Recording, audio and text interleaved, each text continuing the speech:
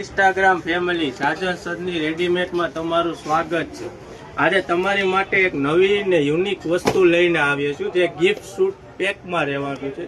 જે ચાર ને 5 આપે એ વસ્તુ નહીં, 7 પીસનો સેટ રહેવાનો છે। નજીકથી બતાવો છે, જો ખાલી વસ્તુ આખું આ રીતનું પેકમાં રહેવાનું છે। બહુ જ વસ્તુ ફાઇન રહેવાની છે। કંપનીનું લિટલ હબ કંપનીનું આવવાનું છે।